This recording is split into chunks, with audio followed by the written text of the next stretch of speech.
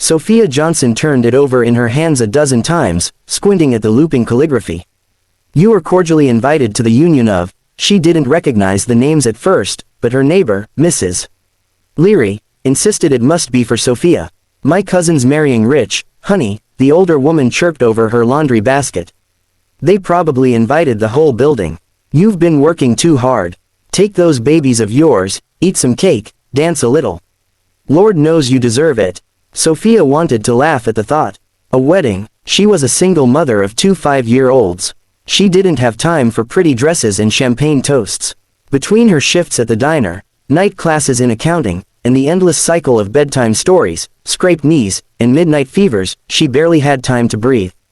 But when she looked at her children, at Lucas tugging at his too short t-shirt and at Lily twirling in her thrift store tutu, she thought of how little magic they got in their lives.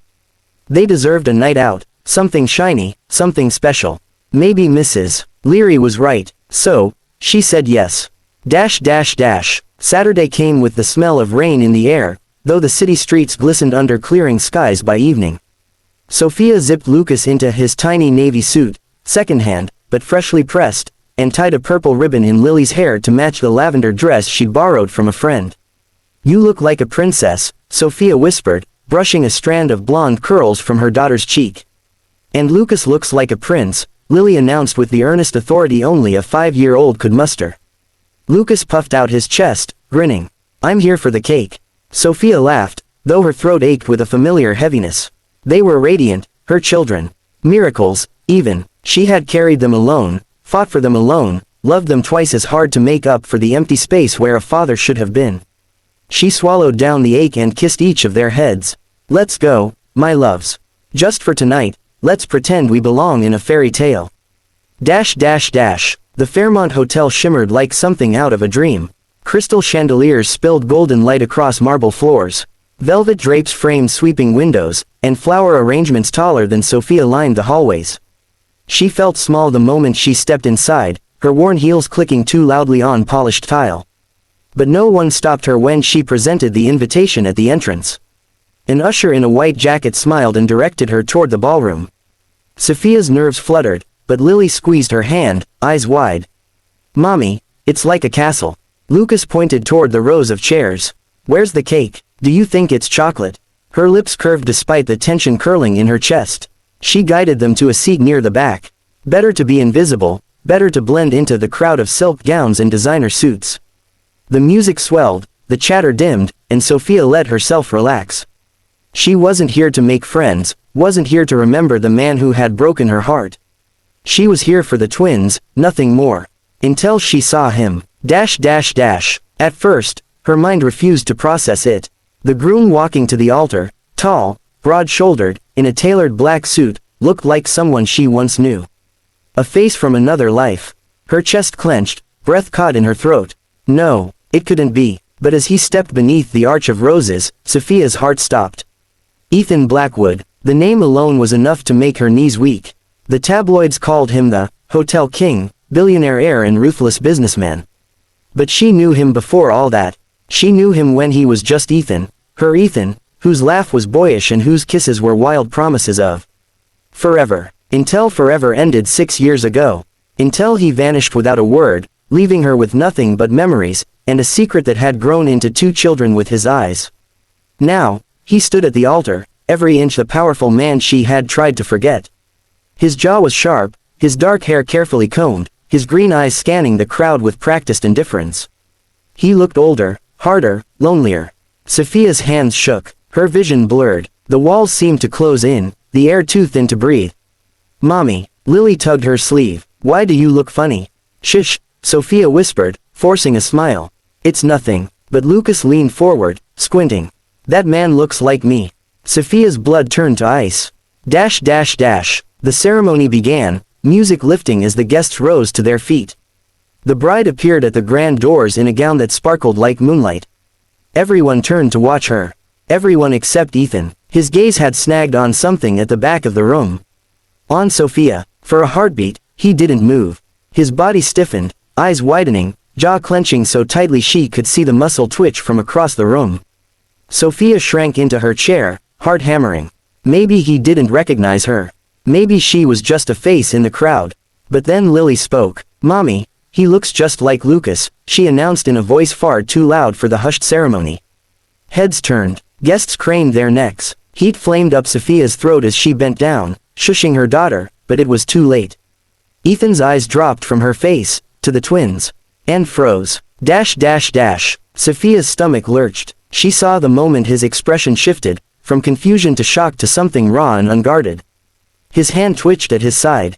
His chest rose and fell, too quick, as if the ground had been ripped out from beneath him. The bride took her first steps down the aisle, but Ethan didn't move. His gaze was locked on Sophia, wide and unblinking, as though 6 years collapsed into a single instant. Sophia tried to look away, but she couldn't.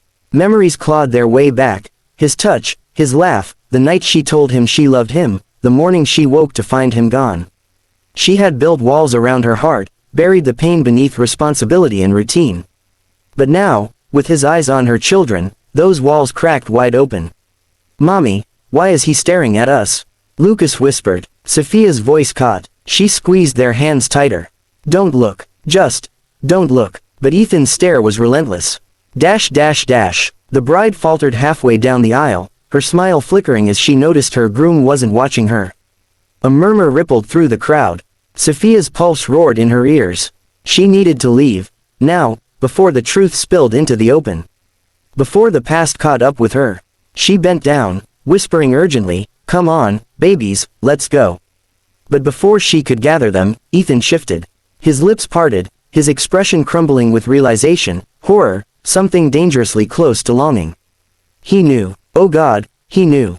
Sophia's world tilted, the chandeliers blurred, the music dulled, the air thickened. She felt trapped in a dream, one she'd spent years dreading. And then, across the room filled with strangers, Ethan Blackwood, the man she had once loved, the man who had left her without goodbye, froze solid at the altar, staring at the twins who bore his face. The ballroom, moments ago a cathedral of romance and glitter, had shifted into something else entirely. The murmurs started small, a rustle in the back rows, but quickly spread into waves of whispers. The bride's footsteps faltered against the white runner. Her father clutched her arm, frowning, trying to coax her forward. But Ethan Blackwood wasn't looking at her. His gaze was locked on Sophia, and on the children clinging to either side of her chair. Sophia's pulse thundered in her ears. She should have run the moment she recognized him.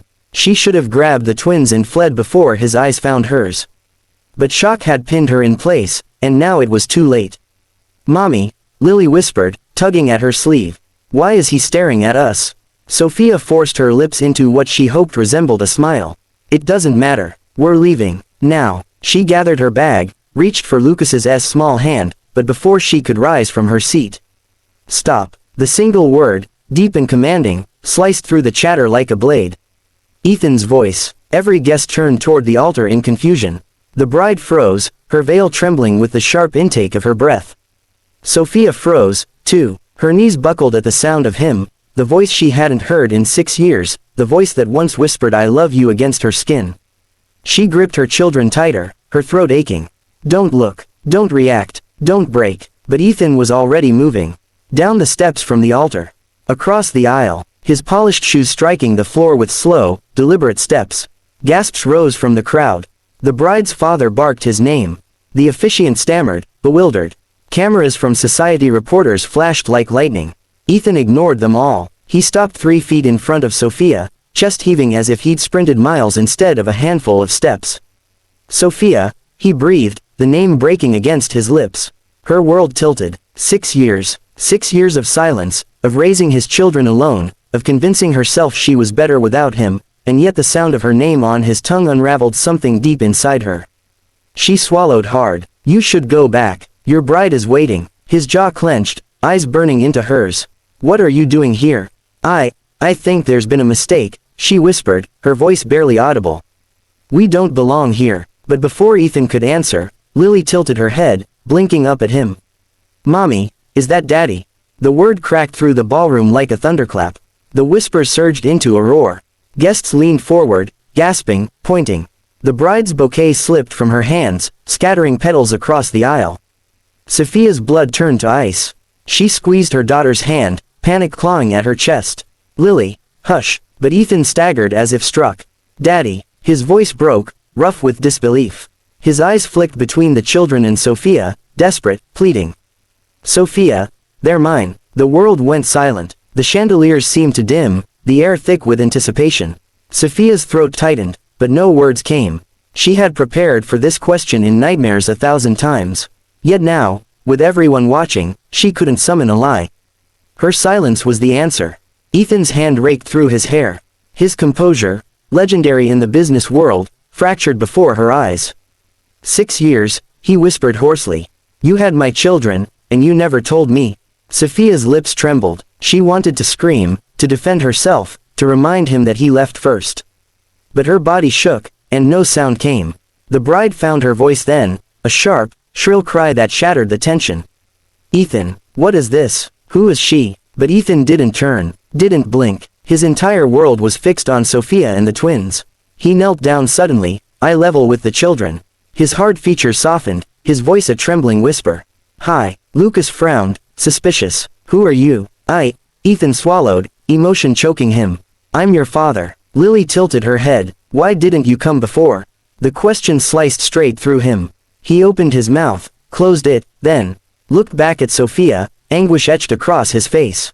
Because I didn't know. The bride stumbled forward, her voice rising. Ethan, this is insane. Get up. The ceremony. But Ethan stood, cutting her off, his expression suddenly steel. The ceremony is over. Gasps exploded from the crowd. The bride's face crumpled, her mascara streaking as tears welled. You can't mean that. You can't throw everything away for. Her gaze flicked to Sophia, dripping venom. Her.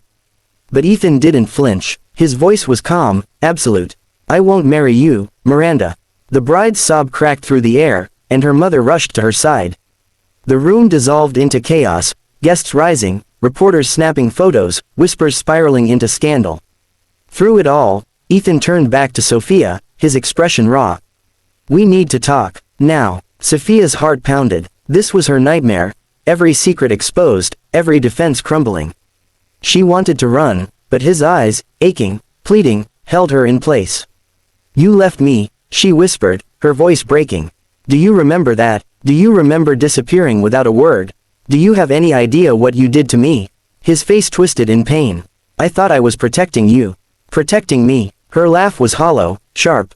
By vanishing, by leaving me pregnant and alone. The words hit him like blows. His chest rose and fell violently, but he didn't retreat. I didn't know, Sophia.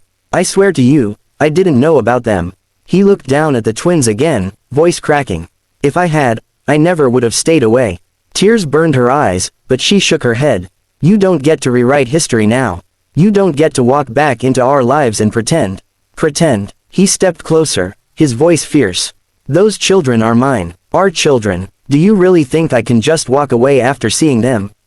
The room was watching, but Sophia no longer cared. The fight was years in the making, every wound tearing open at once.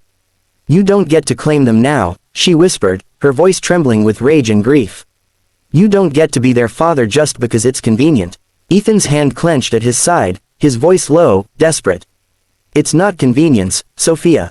It's blood, it's love, it's everything I lost the moment I let you go. Her breath caught. The words were dangerous, too close to the truth she had buried for 6 years.